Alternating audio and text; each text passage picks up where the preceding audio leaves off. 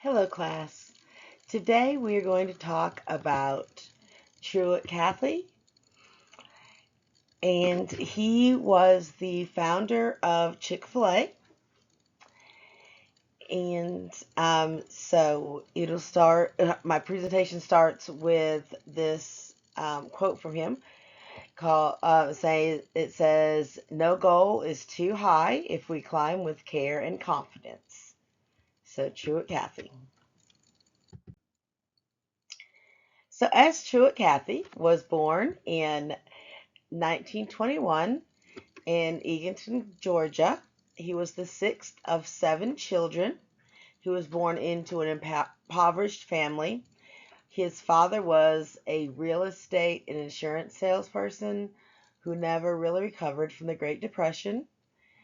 They moved into one of the very first public housing assisting places in Georgia during the Great Depression. His mother was very, very hardworking, and she had very strong spiritual depth. His family took in boarders, starting when Truett was about 4 to make ends meet. The boarders were first served at meal times, and he learned how to give good customer service from his mother, who would always treat the boarders like family or better in many cases. When he was 8 years old, Truett bought 6 packs of Coca-Cola for 25 cents and started selling them for a nickel each. And you've got to remember, this was right outside of Atlanta, which is the birthplace of Coca-Cola. So that was a big deal then. So when he was 12, he got a paper route, and he had that for 7 years. And at that time, he decided he wanted to own his own business someday. So after high school, he enlisted in the U.S. Army. He was deployed in the South Pacific during World War II. When he came home from World War II, he was honorably discharged. He sold his car. He borrowed about little over $6,000. He pooled some resources with his little brother Ben. They scraped together another about 4,000. They acquired some land across the street from the Atlanta new Ford assembly plant. And they opened what was called the Dwarf House. Started out as the Dwarf Grill and then turned into the Dwarf House in 1946. And this is a picture of the first Dwarf House. A hamburger there cost 15 cents. There were no chicken sandwiches yet. That was a couple years later. In 1949, Ben died in a plane crash with one of their other brothers and a couple friends. And many people would have given up at that point, but Truett did not. He actually ended up opening a second Dwarf House restaurant a couple years later, and continued on his way, his dream, him and his brother's dream. So he actually worked for about 21 years at these Dwarf Grills, Dwarf House restaurants prior to opening Chick-fil-A. So it was when he was at this Dwarf House restaurant, a Dwarf Grill restaurant, that he came up with the Chick-fil-A sandwich. He perfected it. It took him about 4 years. And in 1964, after testing hundreds of recipes, Truett Cathy creates the recipe for the original chicken sandwich with 2 dill pickles on a toasted butter bun. And originally, he had licensed this particular sandwich, and it was in different restaurants, places like Waffle House, and places like that. So then in 1967, he opened his first Chick-fil-A restaurant, and that was opened in Atlanta's Greenbrier Shopping Center, which you see a picture of the Greenbrier Mall on the screen. And so this was before there were food courts and things in malls. So he had to convince the um, Greenbrier Shopping Center that it would be a good idea to have a fast food restaurant in the mall. So he had to convince them of that. So that was kind of the first part of food courts, which was an interesting thing. So Truett Cathy kind of started those, which, as we know, has greatly affected the mall experience through the 80s and the 90s, and even into today. The malls aren't as um, uh, popular as they used to be. For those of us that grew up in the 90s and the 80s, remember when the malls were huge hangout places. They're not as big as they used to be, but they still are places for people to go and see things and buy things and see and be seen, as it were, in the 80s and the 90s. So in 1984, corporate headquarters were established right outside of the downtown Atlanta area. 1986, the first freestanding Chick-fil-A restaurant on North Druid Hills Road in Atlanta uh, opened. 1995, the first Eat More Chicken Holstein Cows advertising campaign. Just to let you all know a little bit of a side story on my life, I actually worked at Chick-fil-A for 4 years in high school and college. And I remember when the first Eat More Chicken calendar came out. It was actually in the 90s. I started working at Chick-fil-A in 1994, actually. And I worked there until 1998. So I remember that first when it came out. And then in 1996, the first Chick-fil-A Peach Bowl. In 2006, Chick-fil-A surpassed the 200. I'm so sorry. The $2 billion in system-wide sales mark. And then in 2007, Advertising Week honored the Chick-fil-A Eat More Chicken Cows as one of America's most popular advertising icons by welcoming them as the newest members of the New York Madison Avenue's Advertising Walk of Fame. In 2014, Truett Cathy passed away at 93, and in 2015, Chick-fil-A opened in New York City, which was a huge deal, as they had never had one in New York City before. So Chick-fil-A and Truett Cathy by the numbers. So in 1979, Chick-fil-A had a total of 137 restaurants. So Chick-fil-A is a privately owned restaurant, privately owned business. It's a family-owned business. So they don't have to release their numbers. So they don't have to release all their financial information.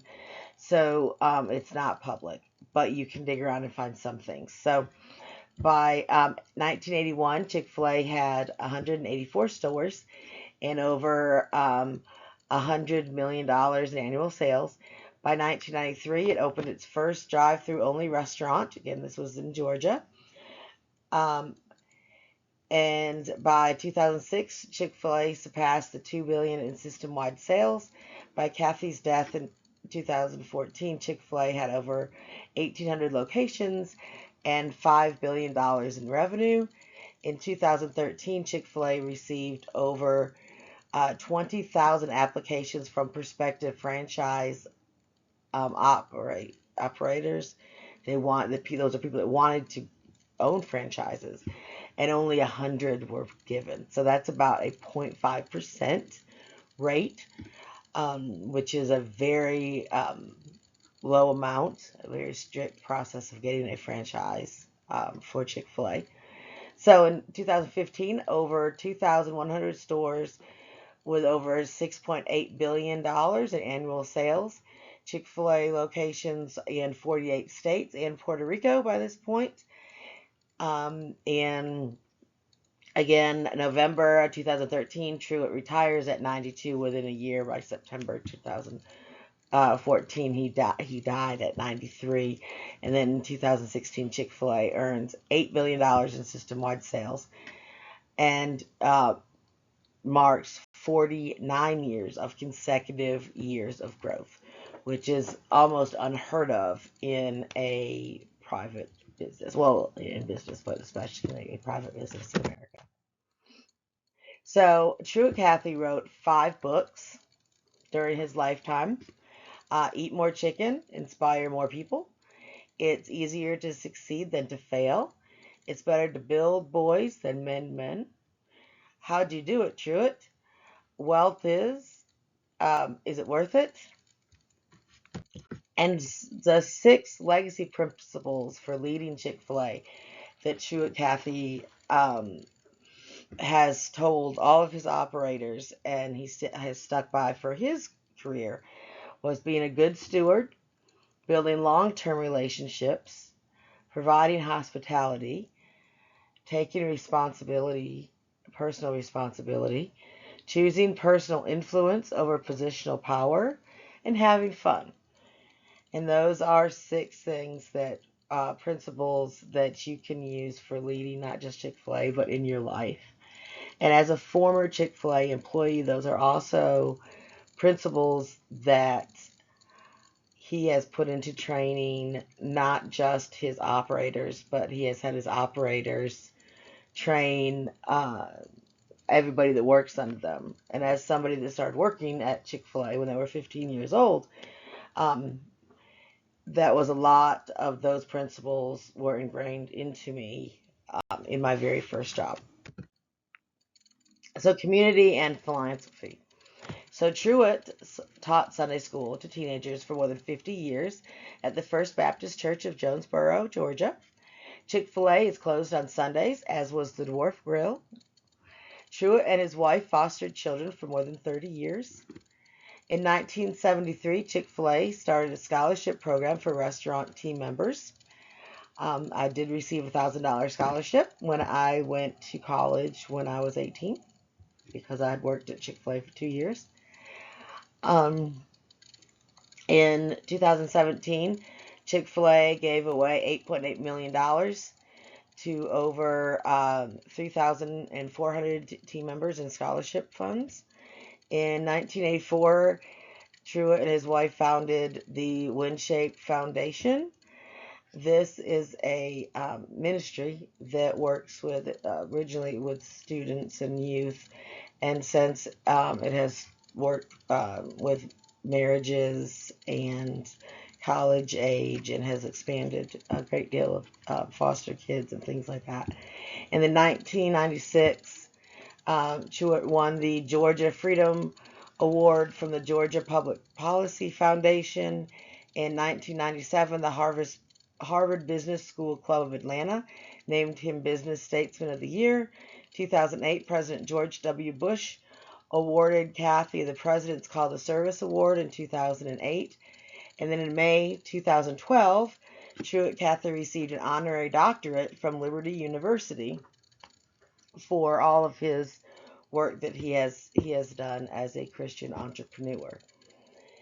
And then I have the bibliography. So not only did Truett Cathy make a huge difference in his business and the economic difference that he made by creating this business after World War II and all the hard work he put in and the dedication and the building up of the next 2 to 3 generations that he has poured into his workers at Chick-fil-A and his Sunday school class, but he also gave back to his community in Georgia and other places around the United States. So he not only gave back in economic ways, but he gave back as stewards of God's earth and God's people. And as Christian historians, we can learn a great deal about him and how we can better make the world a better place, having been in it. So thank you for listening to this, and I hope that you have learned a little something, as I know I have, about Truett Cathy. Thank you.